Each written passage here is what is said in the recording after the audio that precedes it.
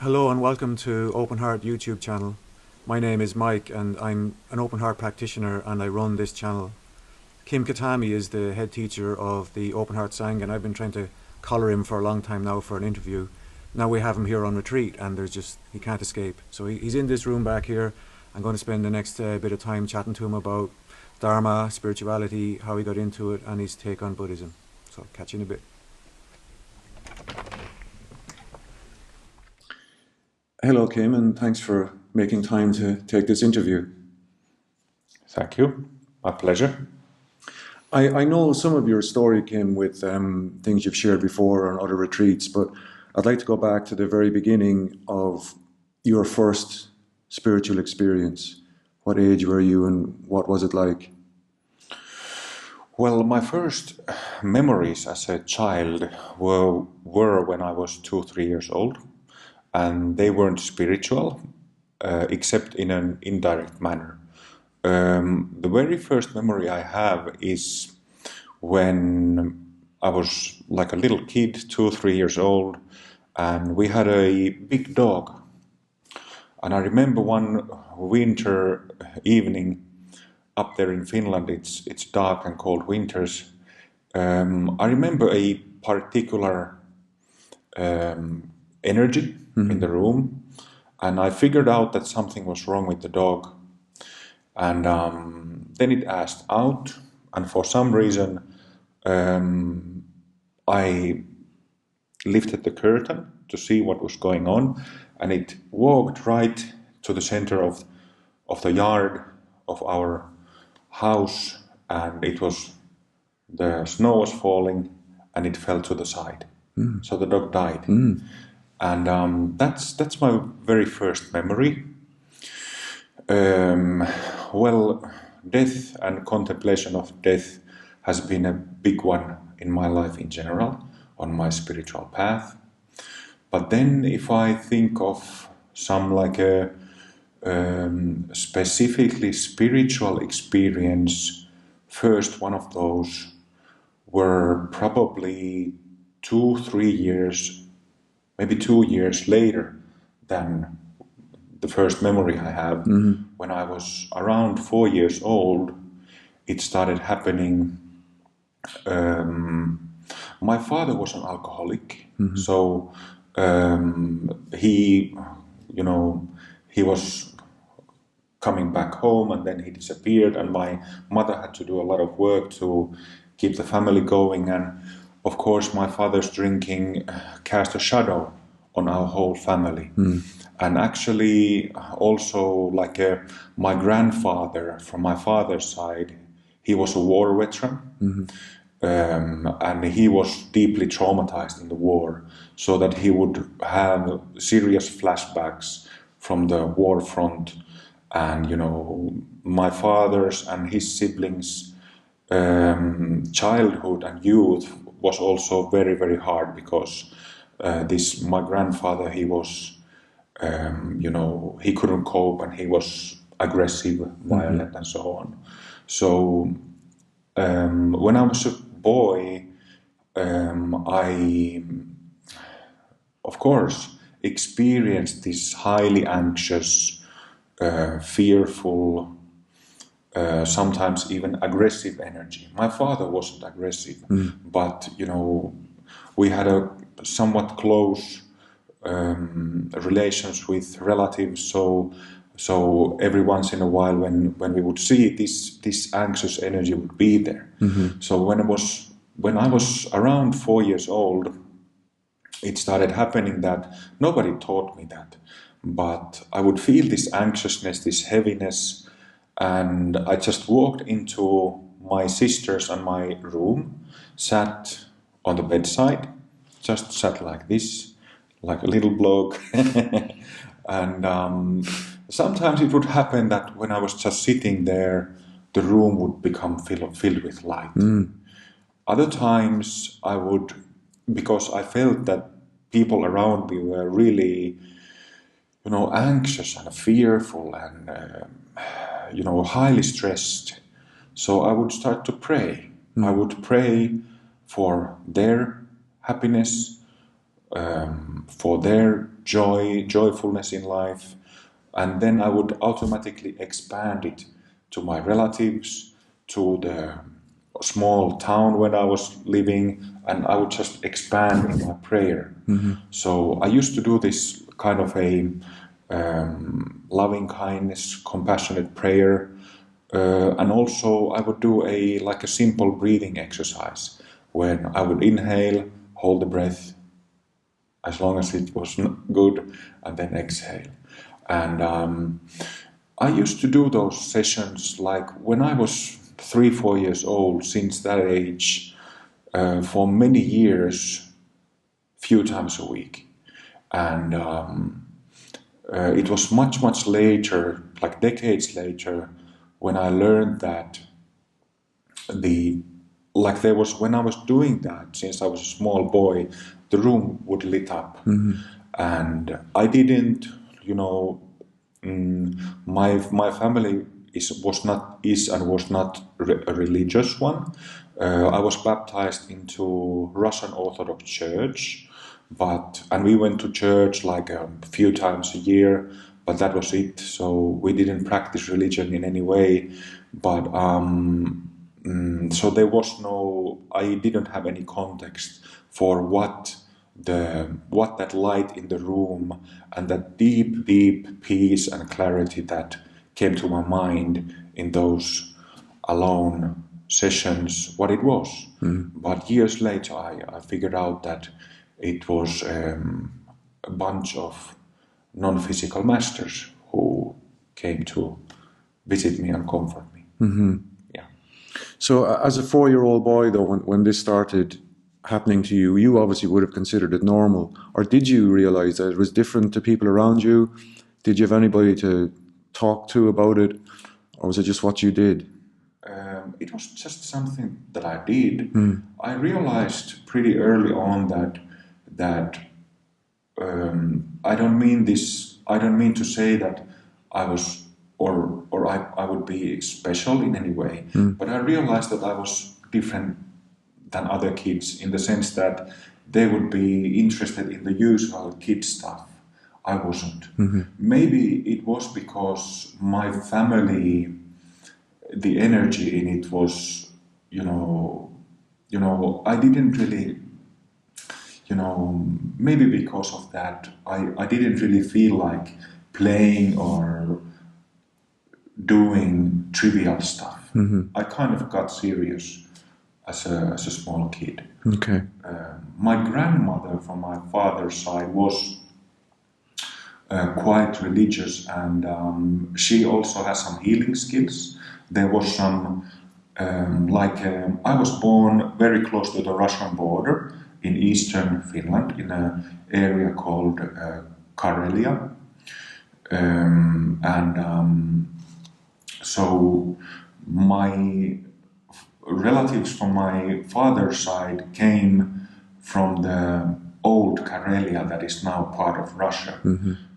So from my grandmother's side, there had been healers and shamans in the tradition, but I didn't. My grandmother died when I was quite young, so I didn't talk with her about that stuff. Right. Okay. Yeah. And then I do know that at some point later in life, maybe in your teens or early 20s, you encountered Zen. And were you just winging it? In the meantime, you had no real teacher of anything spiritual until you encountered Zen? No. I started first time like this when I was doing those spontaneous prayer sessions when I was a small kid. That was like nobody taught me that. But the first time I learned sitting meditation was when I was 7 years old. Oh. When I started judo. Okay. I practiced judo from the first day 6-7 times a week. And I was fortunate in a way because now we're talking about mid-80s in the way out there, like a small town in Finland.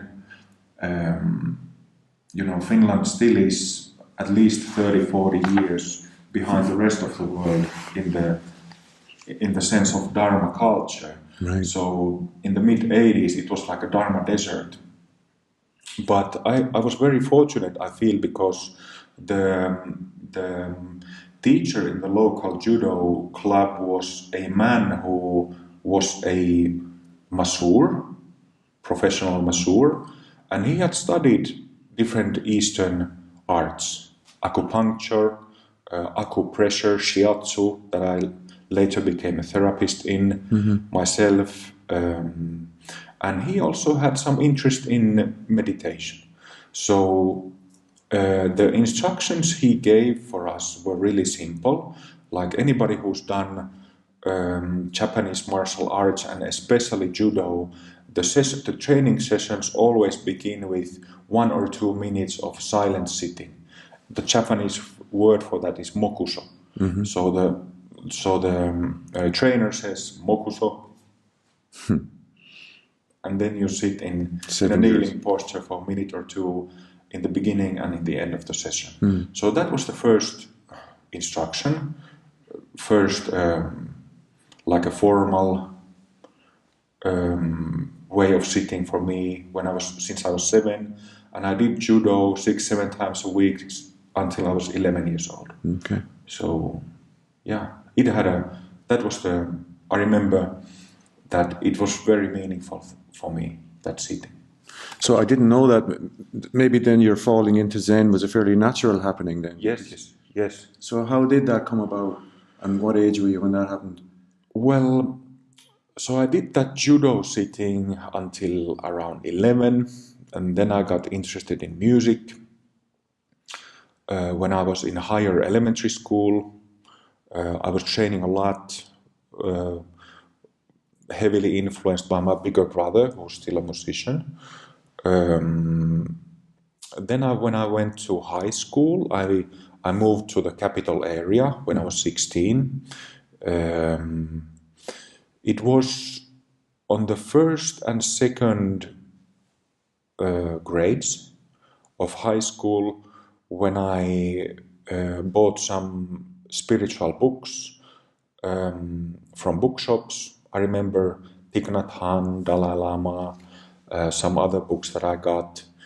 And then also in the capital area there was these meditation groups. So I started going to a few Tibetan groups. Oh, it's been a while. So I remember going to a Tibetan group, then like a Hindu yoga group, Hindu meditation groups, every now and then. But it wasn't like a steady practice at that point. So I was putting a lot of time and energy into my music studies and becoming a skilled guitar player. At some point, I was looking for the truth in music. I wanted to, as a musician and player, I wanted to convey something really profound and meaningful for those who were listening to me. But then at some point I figured out that it was not working out. like I was training like a madman, you know, sometimes several days, 14 hours a day. Wow. Okay. Sitting in a small room and doing that. I was reading these books and doing meditation groups here and there. And then when I was 22 years old, I realized that, okay, this is the end of the line for me in music. And then I stopped doing music. I was making music as a producer at that point. I had my own studio. And then I knew that, you know, I wouldn't do music anymore and sold my gear. And then in maybe 4 or 5 months' time, I was doing some meditation daily on my own.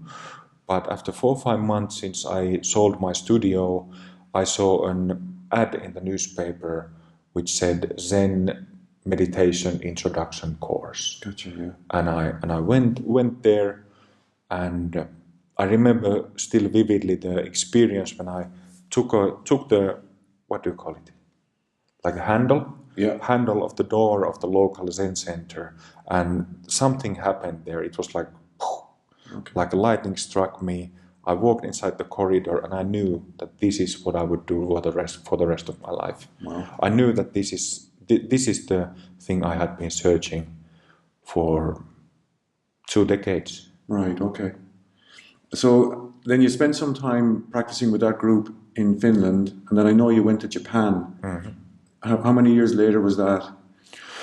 I practiced with that Finnish-Swedish Zen group. It still is taught by two Swedish Zen teachers, a couple. I practiced with them for a year and a half. Okay. And from that day when I took that handle of the Zen center, I started sitting 8 hours every day, no exception. So I didn't have to push myself because it was something that I had been looking for so long already.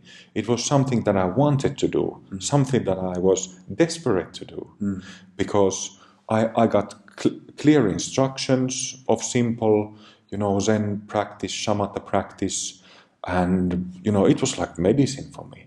So sitting for 8 hours every day was no problem at all. But what was a little problematic was how to make a living and Right. arrange the rest, all the other stuff in life. Yeah. But I found a way. But I always, from that point on, I always prioritized practice. Yes. So I suppose going to Japan then gave you a way of doing full-time sitting and still have meals provided, and that was kind of a natural progression for you as well, I suppose, was it? Yeah. Well, going to Japan for me was like a dream since I was a kid, because all the judo, and I was reading calligraphy books and all these books about Japan, and I felt strong attraction towards Japan as a country and as a culture. I still do. So yeah, it was a nice experience. So I went there a year and a half after I started practicing Zen, and I stayed in Japan for a year altogether. That was a very, very meaningful year for me. And who did you train with? Who was the abbot? I was in the city of Okayama in a monastery called Sogenji. The abbot of that monastery is Shodo Harada Roshi, who's very famous. He's the head teacher of One Drop Zen organization.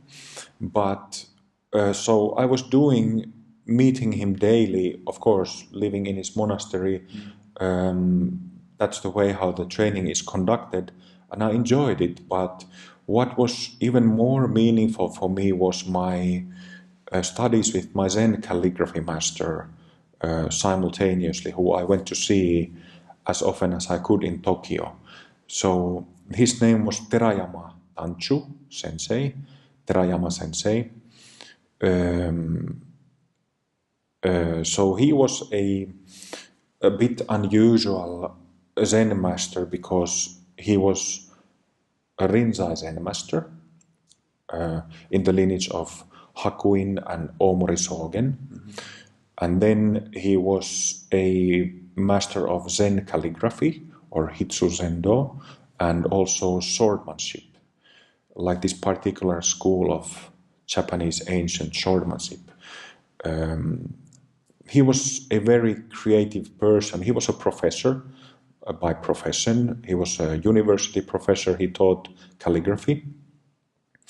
But he studied many things. He studied during his life healing arts, calligraphy, fine arts, tea ceremony, different martial arts, and he also went to India and Tibet.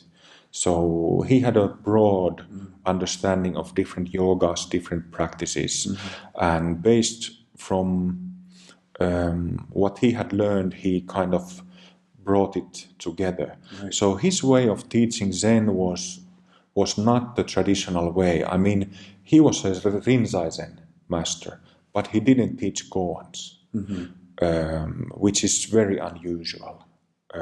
He had gone through the traditional koan training himself, but he didn't teach them. He just taught zazen, sitting meditation. Yeah, that was a very, very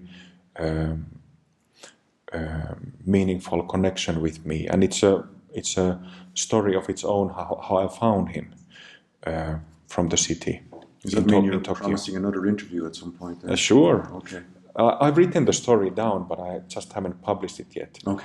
But yeah, that was very, very important for me. Still today, I consider Terayama Sensei and Shivakami, who was American lady who I studied a bit later, my two main teachers, physical teachers. Well, I guess that leads in then. You came back from Japan, and at some point later you realized Zen wasn't for you. How did that happen? And did you feel that was a big loss in your life? There was a big hole when Zen disappeared because it had been such a big part for so long? Yes, it was a big loss. So I was still sitting every day, 8 hours, sometimes more. And then it happened a year later when I came back that I had some kind of a nervous overheating because I was focusing so hard and not relaxing much, which caused this overheating. And then that experience like opened my eyes. It was not painful or there was no like emotional problems or anything like that. It was just that my body became very hot for a few days. Right. And I was soaking, sweating a lot. So I realized through that okay, something is out of place now. I have to like open my view a little bit. And then I started reading different books. Wait a second. So this was already when I had met my first wife, and she was a devotee follower of the Hugging Saint, Amma, Right. who I actually had met already a couple of years before, but I didn't think much of it because I was a Zen man, I was committed to that. Yeah. None of this silly Hindu, thing. But then when Amma came to Finland, a few months after I had that nervous overheating, I was already expecting her to come. I was really eager. I had read some of her books and things like that. So I went to see her, and I received a mantra empowerment from her in 2006 in October. But I felt that this was a match, but it of course it wasn't. Right. So in that same month in 2006, Yogananda's autobiography was published in Finnish. Okay. And I got it, and I read it twice, and this Kriya Yoga is something that I feel attraction to. And then 2 months later, in December 2006, I was searching the internet and found that a head teacher of a particular Kriya Yoga lineage was touring Europe, and the following weekend he was teaching in Hamburg, Germany. So that was a Tuesday. I remember that. And so I kind of watched at the information in the website, and hour and a half later I had tickets and accommodation in Hamburg. Right. So we went to Hamburg. Okay. And I remember that weekend when I did my first Kriya Yoga practice, Tantric Yoga practice, that lasted for half an hour, about the clarity that practice had. The result was the same as with a week-long Zen retreat. Oh, okay. So it was I was hooked immediately. And no regrets over the 8 years or whatever number of years you'd spent breaking your knees on Zen? Well, I do. You kind of set me up here, didn't you? Well, I wouldn't do Well, that it would be training natural, anymore. but Yeah. yeah.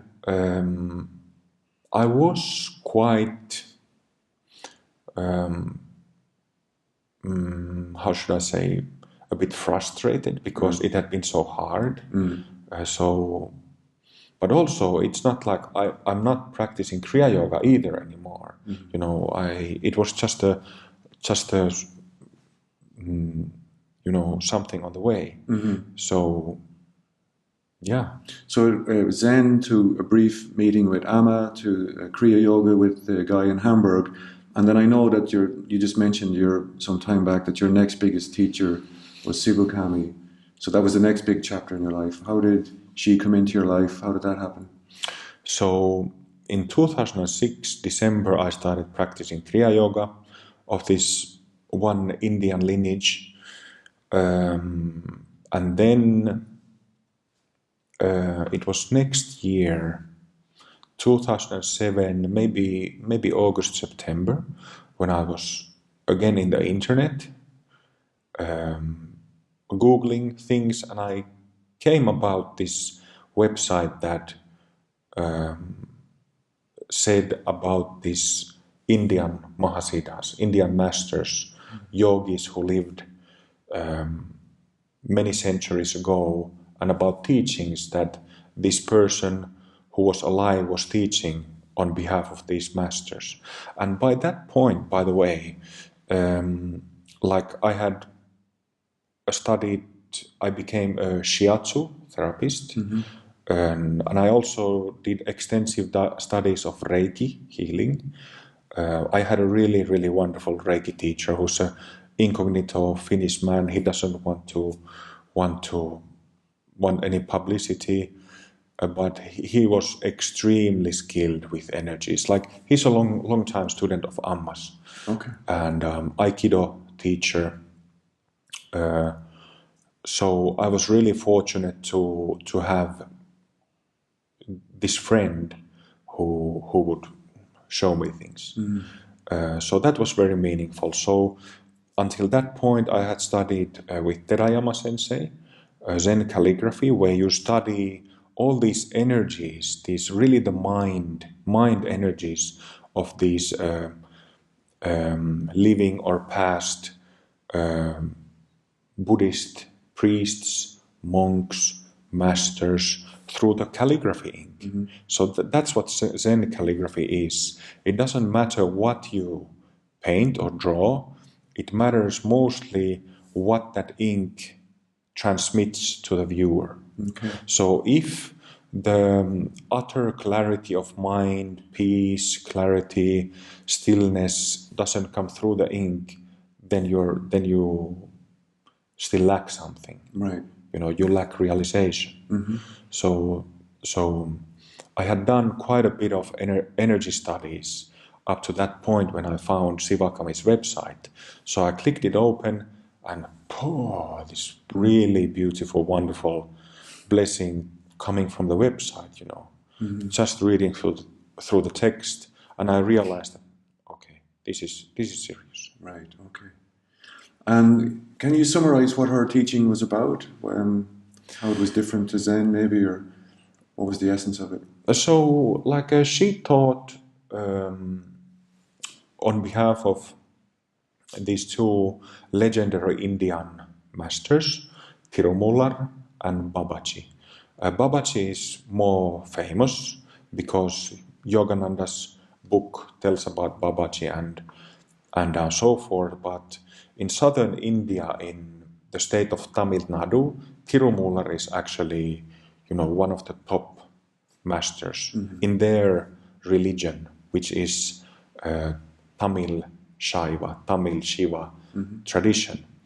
So Sivakami, maybe I should tell something about her.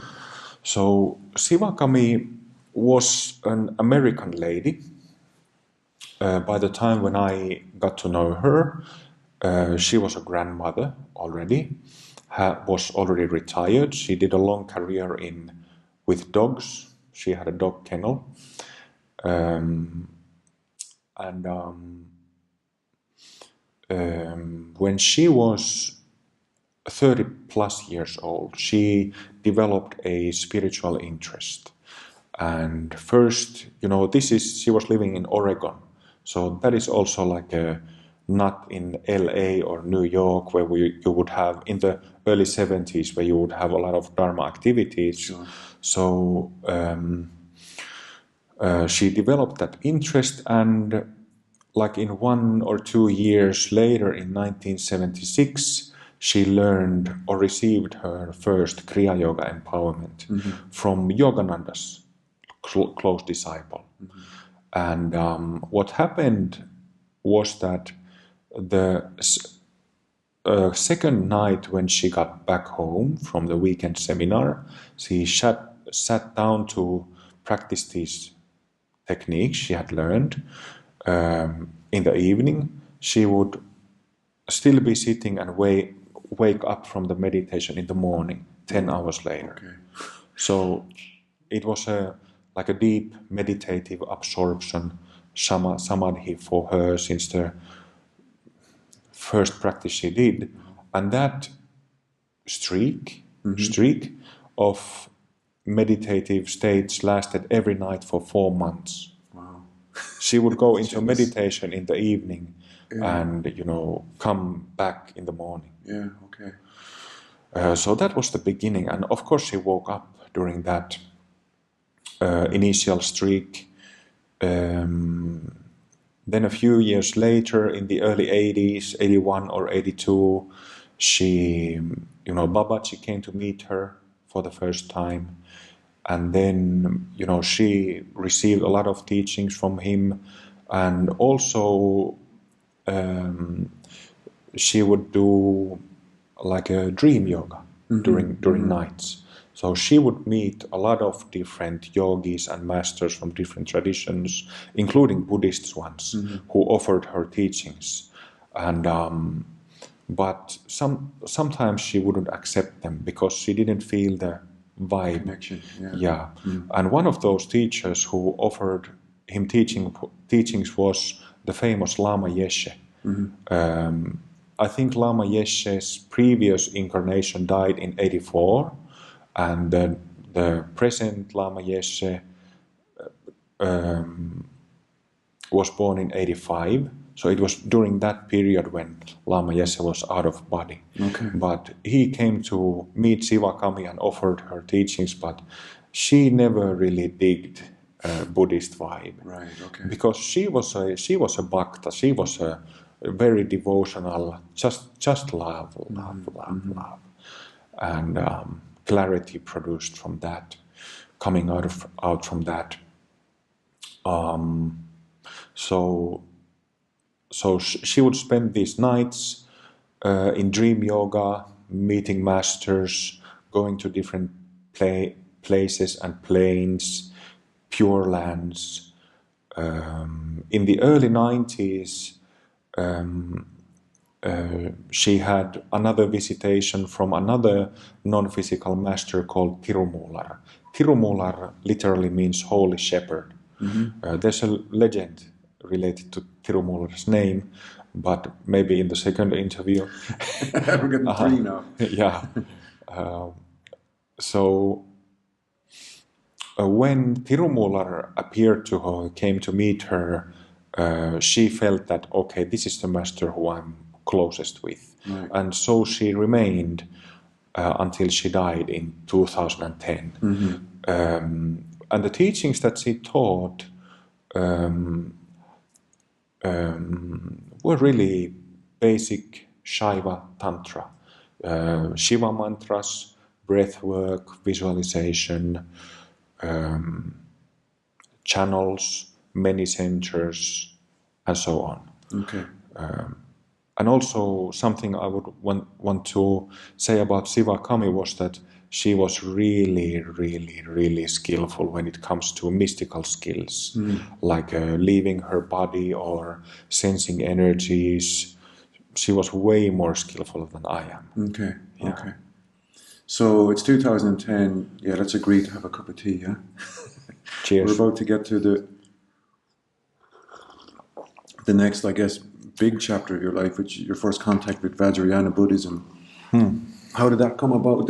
Was it through an actual person that you met, or was it a calling that you felt intuitively? Well, I've met Tibetan Buddhist teachers and many other Buddhist teachers, many other Hindu teachers, Christian healers, a lot of folks since 2003.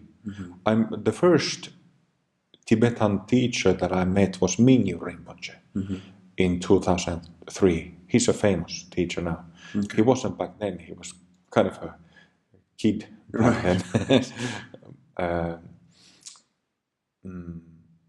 So I met different teachers all through those years, and of course met many different practitioners. Loads of them had many interesting and illuminating discussions. But the way how it went was that it was a little bit before when I made a contact with Siwakami in 2007 in October actually. It was 2 months before that in meditation. I had a visit, like a conscious visit from a non-physical master, and that was the time when I first time spoke with masters.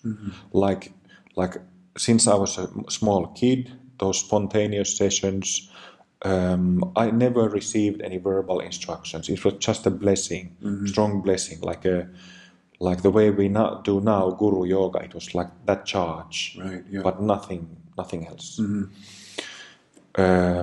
So a little before I came in contact with Siwakami, I started getting visitations by masters, and I would be able to communicate with them, discuss and receive instructions, and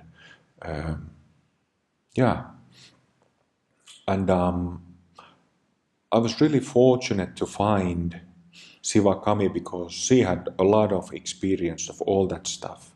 So during the next 3+ years when she was still alive, she taught everything she knew about that subject and many other subjects.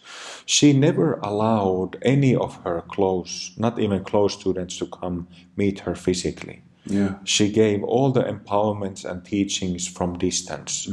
I have about 600 pages of emails of correspondence with her. And for many years I felt that, damn, why don't you let me come and meet you? And I felt it was a burden. But in retrospect, I understand that was actually much better, because it put the bar much higher for us, her students, because we had to learn these things that she also knew, and Right. that those are better learned from distance. It gives so much. It gives the responsibility for myself. So. Gotcha. She didn't want any followers to, follow her. She had enough experience of that because she was an amazing healer, and due to her realizations, insights, she was radiating subtle light, like yogis do. So she already had a taste since the 80s how people would want to follow her, become followers. So she didn't want to have any of that. Right, okay. So was it one of these non-physical masters that introduced you to Vajrayana then? Right. So you discovered it. So from 2007 until 2013, I was practicing Guru Yoga and receiving instructions solely from Hindu masters. Not actually only Hindu. Jesus was there. We used to practice in our Sangha Jesus's, Isha's, Guru Yoga. But in 2013, it kind of came a natural point of shift to change from these Hindu-based energies to Buddhist energies. And so it happened. So these Buddhist Mahasiddhas started to come about then. I could name from the beginning Machik Labdron, Ayukandro. Ayukandro is a very famous recent time yogini. She passed away in the early 1950s. So she was one of them. And then soon after that, others also started coming, including Padmasambhava and Yeshe Tsogyal. So it was kind of in 2007 then that the experiences that you were having from a 4-year-old boy, you began to realize that you were accompanied or in contact with non-physical masters. Then it became more understandable and real for you. The way how it happened was that I read that Yogananda's book, and in that book he says, in relation to Babaji, that if you call Babaji, say Babaji's name just once, he will come immediately. I did that, and the first time I did that, a bulb went in my head. Okay, I met this master many times since I was a kid. Yeah. Okay. I just never saw him or didn't communicate with him when I was a kid. So, I just used the word in contact, and I don't know what other word to use. It feels like, it feels a bit like Sixth Sense almost, that you're you see dead people. Right. I don't know how to understand this. So, could you explain to me what it's like for you, how somebody who doesn't have those kind of experiences, how I should understand that, how I should relate to it? Well, like I teach, from a practitioner-student point of view, it doesn't really matter. That question doesn't matter. What matters is that these spiritual masters, who are Mahasiddhas, fully liberated, fully enlightened beings, they can be contacted by anyone repeatedly, and through doing that, one can reap immense spiritual benefits. This is Guru Yoga. Guru Yoga is practiced like Tantric Guru Yoga. It's practiced in Buddhism, in Christianity. People pray to Jesus and feel his blessings. That's Guru Yoga. It's practiced in Hinduism, Taoism, Shinto. So actually, millions and millions of people around the world on daily basis practice it. But so the main thing of the whole thing is to receive those blessings, receive that charge that illuminates, clarifies your own mind. That's the most important. So all this communicating, discussing, instructions, that is secondary thing. So when there is a need and purpose for some master to give instructions for a student to be further taught, when there's a reason for that, then that might happen. But that's not the main thing. Okay. But your question was slightly something like it was for somebody that doesn't have that kind of experience. I was using the analogy of Sixth Sense, and I see dead people, and it's a bit flippant to say that, so forgive me. But it's trying to get an angle on the kind of question that I have. How do I interpret that kind of experience? Because do you physically see the master? Do you is he as real to you as I am? Do you chat away like that, or is he constantly with you, or do you dial it in, or how does that work? I see. No, the communication is. I wouldn't say that it's as casual as the discussion we're having now.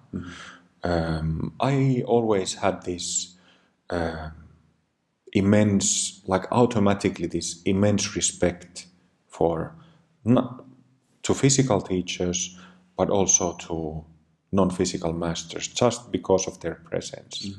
This is something else. So I kind of had this automatically this respect.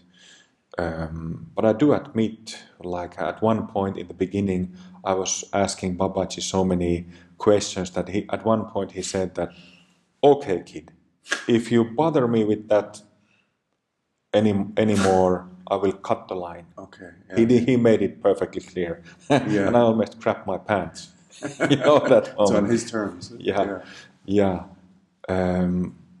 But it's like I remember in the beginning when it started happening, it was like having discussion. Then sometime after that, it started to come as thought transference. Like I would feel the presence of a master, and I would know, they would give me thoughts. And nowadays, it's more like it's automatic, like it's effortless.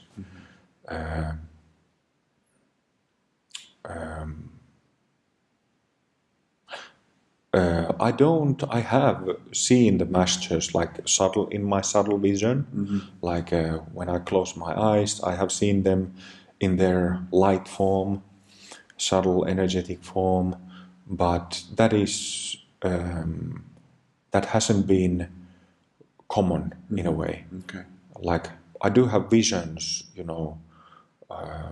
almost on daily basis. Like, for example, in Tankas you see Guru Rinpoche with those flowers, the flowers all around and stuff like that.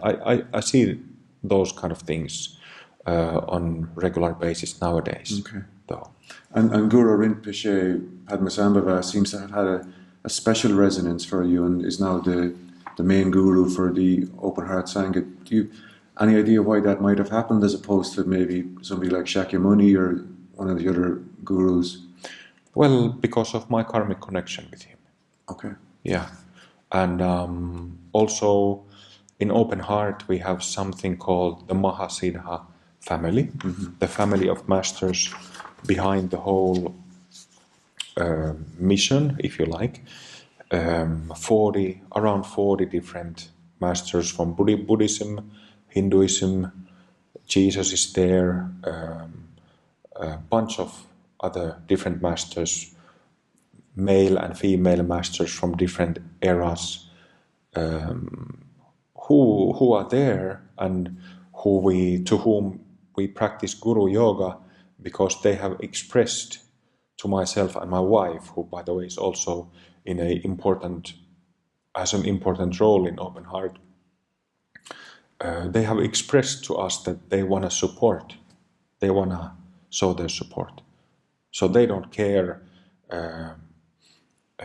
whether it's about Buddhism or Hinduism or Christianity or anything. It's more like finding answers type of thing.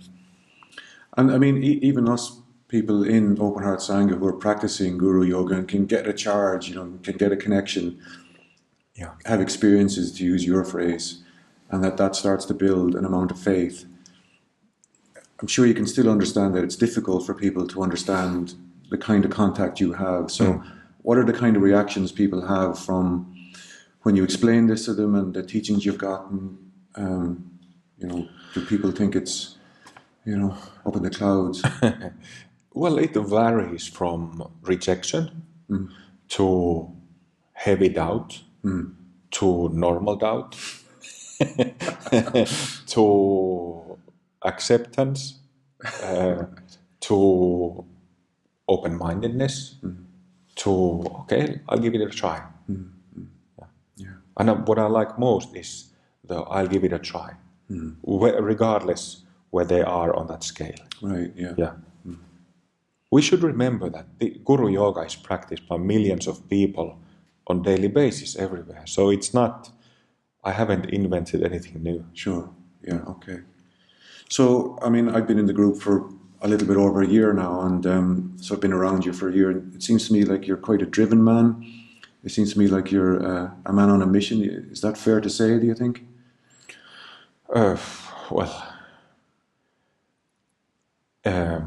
Sure, it's fair to say.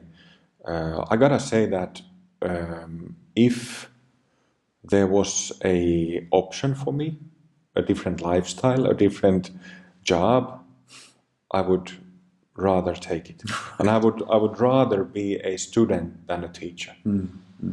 But at the same time, since the beginning, I felt a responsibility, having received teachings and I having experienced myself that, okay, this is of immense help for me. So this has a kind of, I feel highly responsible for that. And I know that there are so many people out there who are in trouble, who would have, use for what I know. So when I was asked to teach by Sivakami and these non-physical masters, and by people who I knew, I accepted it. So that's your mission, you've taken it, should you choose to accept it, to spread the Dharma, and that you've been given these messages to help people. Yes. How do you think it's going? Well, I think it's I've been teaching in 2 months. I've been teaching 10 years full time. Okay.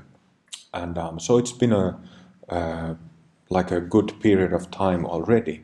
The beginning has been tough, very tough. It hasn't been easy to find people. Remember, I'm still living in Finland, which is still a Dharma desert. So I remember, I think it's Jesus who said that nobody is a prophet in their own land. I mean, man, it's been difficult in Finland. Right, okay. The amount of doubt is off the scale. Right. So that's been difficult, and also for the first 7-8 years, I had to borrow money to be able to keep doing it, and I had to work so hard that I had really bad health problems for 3.5 years.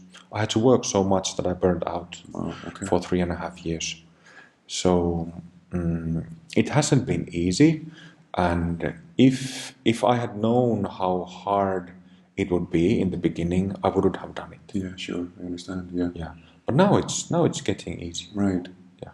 So I know you spend a lot of time online and a lot of time face to face and a lot of time on YouTube trying to get the message out there.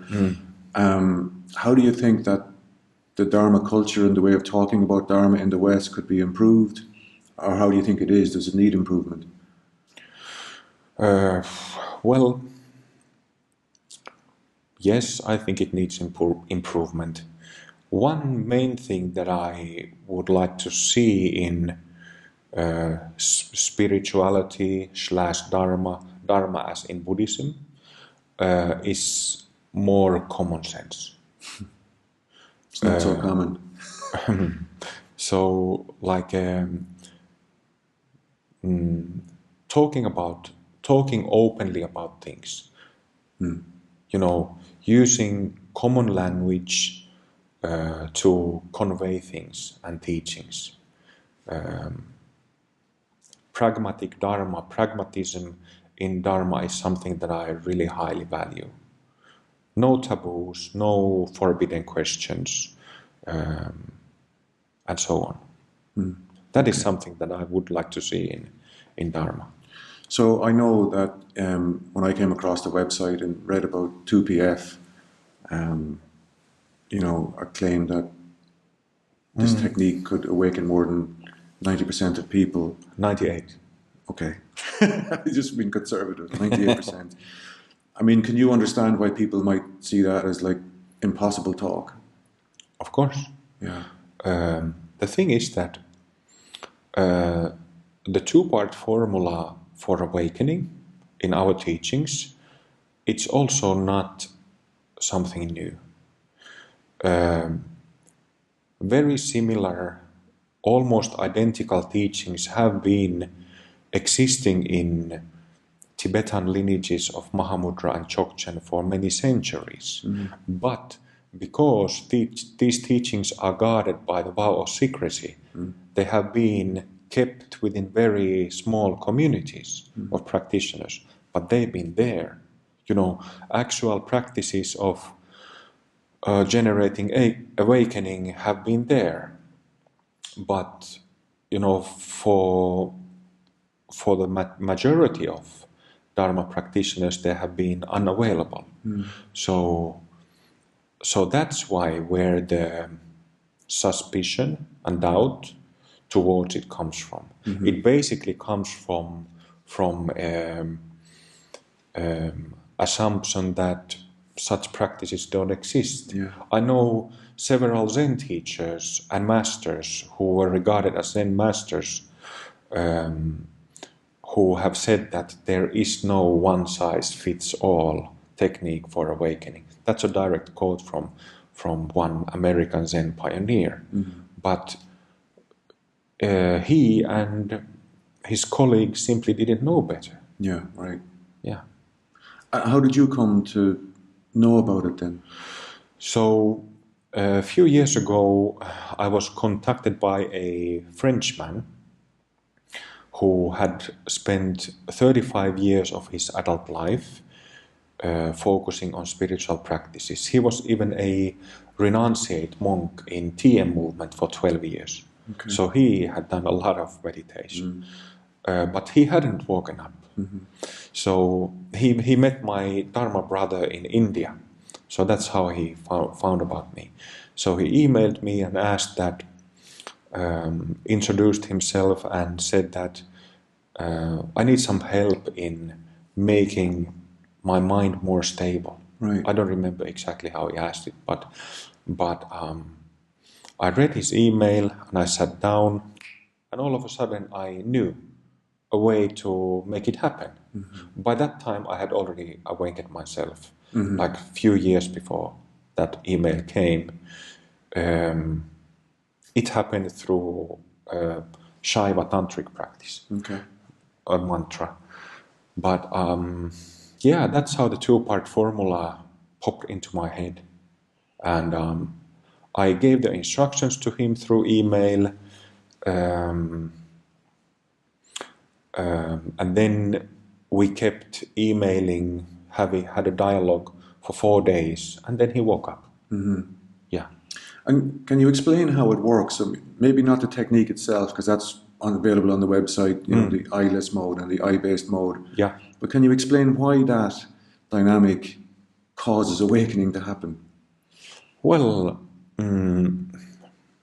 what is special in the two-part formula and in similar practices taught in Tibetan Mahamudra and Dzogchen is that you have as sort of like a backdrop, you have this peaceful state, eyeless mode, me-less mode, selfless mode. And then you purposefully, against that backdrop, you bring this I thought, the self. So you bring it purposefully back, and you keep bringing it back against this selfless backdrop, and you just can't help. You know, it's like such a circumstance that this I self cannot. It's just, you see that it's ludicrous, it's ridiculous, you know, this entityness being squeezed as this tight entity, self. So that's why it works. So you're bringing it out in contrast. Yes, contrast is a good word, yeah. Okay. And the next thing then, people read this on the website and they realize, oh, the next thing, he's charging for it. You know, here's this man, 98% guarantee that I'll awaken you, but it's going to cost you. So can you see that when some people read that, they'll think, oh, this is an internet scam, and just click next? Well, sure, I can understand why people see it that way. A couple of things. The 98% is not a guarantee, it's a statistic. So it's a 98 people from the first 100 cases, guidances that I did, woke up. Now, 2 didn't. Those 2 were among the first 10 15 guidances that I did. So I simply didn't have enough expertise as a guide to help them use it. and I didn't get a second chance to do it again with them. So it kind of it's in my back tooth aching these two cases. But that's a statistic. That's a I have published a explanation of my statistics, why I've published it, and details of it. Everybody can find it online. And what was the other thing? The guarantee and about charging for it, because plenty of people think the Dharma should be free, right? Yeah. And anybody who's charging for it, don't want to know. Yeah, well, I understand it. Well, the thing is that money and Dharma has been together since day one. So even, in the East, monasteries are not, you need money to do that. You need money to feed the monks, to buy the robes, to buy the golden Buddhas. So, money has been there all along. So it's kind of unrational to say that comment, especially when we are in the West. So I hope that the monastic community, monastic Buddhism, spreads to West and gains some foothold. But I really think that the future of the Dharma, Buddhist or otherwise, is in lay people. And lay people have bills to pay, So that's why I ask money. And so the two-part formula is kind of the spear tip of open heart teachings. What follows then, subsequent to awakening, is open heart yoga and the open heart Bhumi model. Yes. Is the open heart Bhumi model unique to open heart, or is that traditional Buddhism? Yes and no. So Bhumis are discussed in Mahayana Buddhism, also in Vajrayana Buddhism. There are different versions of Bhumi models, and we have our own open heart Bhumi model, which I first learned from Tirumular, a Hindu Mahasiddha, and since then I've received additional instructions about it, how to apply it, what it is, from Machi Labron and Guru Rinpoche. Okay. So the way how Bhumis are discussed in traditional Buddhism is there are some commonsensical things, but also things that are not commonsensical. One of the things that stand out if you start reading Bhumi commentaries is that they talk about bilocation, like a multiplying bodies on different Bhumis, so that a bodhisattva on first Bhumi and second Bhumi should be able to multiply their body, let's say 100 times. On the next Bhumi it's 1,000. On the next Bhumi it's 10,000, 100,000, million, 100 million. It's like an exponential growth of being able to produce bodies. And it's, come on, it's just nonsense. With all respect to those commentators, but if you are able to, let's think about this in this way. If you're able to produce 100 bodies, why you wouldn't be able to do it 100 million already? Right, okay. So these things can be taken symbolically, but in open heart Bhumi model, I've felt reasonable to just skip all that stuff and plainly look at the energetic events in the energy body, specifically relating to these Bhumi centers inside the head and above the head and then below the body, these centers, and simply look at what is the effect on one's mind when these Bhumi openings, awakenings, or in Zen terms, kenshos, when they happen. I think that's way more reasonable. And we can see that in our Sangha that we have now 60-70 practitioners all over the world, and all our Sangha members have awakened. And at the moment there are something like 30 people who have had 6 kenshos and 16 who have had all 13 bhumis open. So we already have quite a good material, group of people to look at. Right. But in a couple of years, I think the number of those who have opened Mahasiddha bhumis and who have therefore stabilized their awareness, or rikpa in Tibetan terms, we will be able to even draw more clear conclusions. So, and those people that have progressed through the bhumis, they have done that with open heart yoga, guru yoga, and the passing of time. And some people have progressed quicker than others. I'm just curious, why is there's a particular technique for the first bhumi, but no particular technique for the subsequent bhumis? Is there a reason for that, or is it just that we haven't discovered it, or is there some technical reason why that can't be the case? I don't think there is a need for like a technique for second, technique for third, technique for, I don't think there is a need for it. But what we can see is that open heart yoga, because of the very dynamic way of practicing, we shout mantras. Right. We literally shout mantras. So this is not done, except as far as I know in Japanese Shinto practices. Like they have, I lived in a Shinto dojo in Japan for a couple of months, and we used to shout these prayer syllables. That's where I got the idea originally. Okay. So,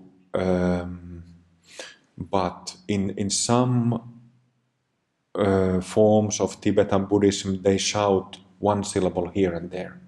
But the way how we do it is that it's like you like a hammer these syllables into your energy body. Of course that it will have an effect, and we are seeing it already. Yeah. Okay. So these bhumis, these awakenings line up. So no extra shortcuts then, just keep shouting. Fine. Yeah. So you mentioned, what number of people on 13 or higher? There's a good number, right? Did you say 16? 16 on Mahasiddha bhumis. So I've been reading Dharma books for about 15 years, all these really special individuals that have been progressing through bhumi models. These people are so rare, they either write books or they have books written about them. And now in Open Heart, we have people that have as many bhumis opened as these other folks. And yet these other people that I'm talking about seem really rare and special. Are we saying that that the people in the group are of the same ilk, that they're the same type of people, that they have the same wisdom, the same clarity? Well, yes, I think so. Like I said, I've met loads of teachers from all traditions, including, famous ones. I think there is only one, like physically only one master, Mahasiddha, that I've met, and that's Amma. But all the rest that I've met have not been Mahasiddhas. And based on those meetings and conversations, who include people who have famous books published, I don't think they are that special. Or if you put it the other way around, I think practitioners of our Sangha, it sounds a bit sectarian, but I don't mean that. Okay. I think that people in our Sangha or in other traditions who haven't published anything, who aren't famous, have that same clarity and juice. Yeah. Because I guess, Buddhism, these types of people who write the books, they sound very wise. They said tremendous Yeah. commentaries on life and amazing things to say about how you should live. Yeah. And, you know, is the same stuff going to start to come out of Open Heart soon? Well, I guess if people choose to speak, they'll So, speak the same way. so wait a second. Are you saying that I'm not talking about wise things? No, I'm not saying that. Kim. I'm not. It's just that if there's 16 people, Yeah. you know, of like, I would expect the you know the talk must be incredibly wise. I understand people are very open and very clear. So what's the relationship between clarity and wisdom? Maybe that's what I'm asking. Well, that's a good question. Well, couple of things. So, with the opening of Bumis, or in more traditional terms, with awakenings, especially several ones, many awakenings, many kenshos, the mind becomes clear. And when you have the 11th kensho, 11th awakening experience, you open the 11th bhumi, then there's a paradigm shift, which means that awareness, you don't have to look for it anymore. It's there. It becomes your default mode. You still can have stuff, and you have stuff, because you haven't purified all of your mind. You haven't perfected the bhumis. But nevertheless, awareness, knowing awareness, Buddha nature becomes your default mode. And that's very, very significant for the individual and also culturally. So, in our Sangha, we have 16 people on Mahasiddha Bhumis, and among those, that number of people, there is, I think, the shortest time period when one of them opened all 13 from unawakened state to 13th was in 3 months. Okay. And the longest one who opened from 0 to 13 is myself, to whom it took from November 2011 until December 2016. So 5+ years. Right. Okay. And then everything in between. So, like, well, our viewers don't have the instant access to hang around with these people, but if you know you have, and when you are among these people, they are not special people. They are just settled and clear-minded. So, is there wisdom coming out of that? I think so. Should be. Clarity of thought, clarity of mind. So that brings us completely up to date. We've gone now from when you were 4 years old up to the current day. Where do you see the future for Open Heart the next 2-3 years? Well, we are a small community. The group here in UK and Ireland have come on board just like during the last year.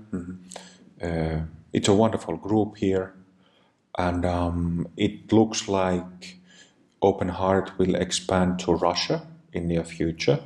So, and there are also people from other countries from Europe who are in contact with me, send messages and ask questions. There is also some initial interest from the US and Canada. So I think that looking at those indications, it looks like it will grow and spread little by little. Yeah, but having said that, I wouldn't want, and I don't think that Open Heart will ever become a big thing like thousands of practitioners. I don't think so, because one thing that I wanted to be firm about is that I will not make any compromises regarding the practices. Right. What usually happens is that when some teacher with a teaching starts to become famous and more people start to join the teachings, they simplify the teachings, techniques, practices, and this makes the leverage, effectiveness in those teachings go down. That is something that I will not do. And I think that factor will be a contributing factor to keeping Open Heart small. Okay. And I'm perfectly happy with that. I prefer to work with group of people where I know everyone. Right, okay. So if somebody watching this wants to learn a bit more or wants to get involved, how would you recommend that they get started? Well, there's plenty of material in the website, in the YouTube channels, in both of them. Online material, there's a lot of that. So that's a good place to start. Okay, it's probably a good place to finish too. Yeah. Thank you very much, Kim. Thank you for your time. Oh, never again. 2 more. Thank you, Kim. Thanks, Mike.